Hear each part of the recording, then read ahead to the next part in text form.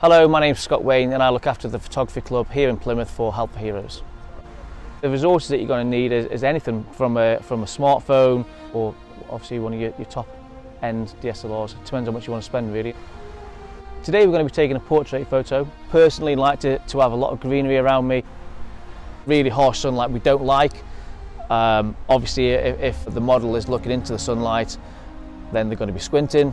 I wouldn't photograph direct into the sunlight myself. If I'm photographing a couple, for instance, a bride and groom, I'll tell them to just have a little bit of a laugh and a joke, just talk amongst themselves while I set up my camera. A little bit of a white lie, but then that sort of relaxes them. You'll get a nice natural photograph.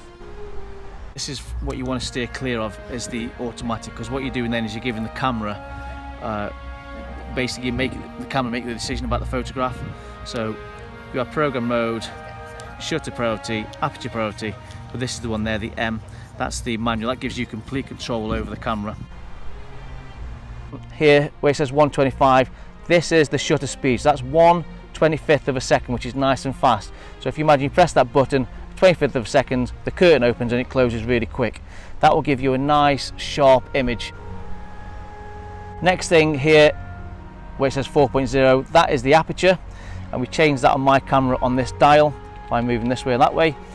Now the lower the number, the wider the hole in the lens. Okay, that's the aperture.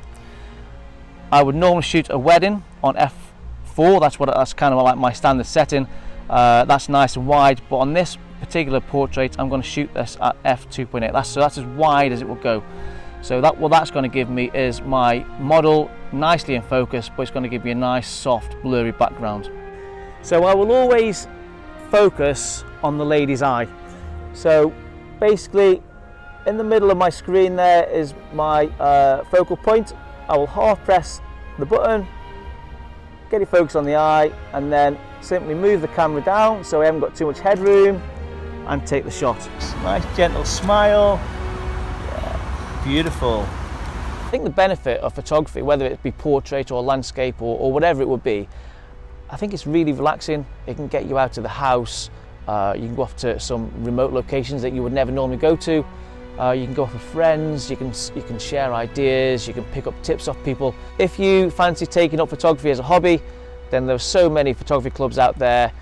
Drop them an email, have a look online, give them a phone call. Doesn't matter how much inexperience or experience you've got, they'll welcome you in, I'm sure, with open arms.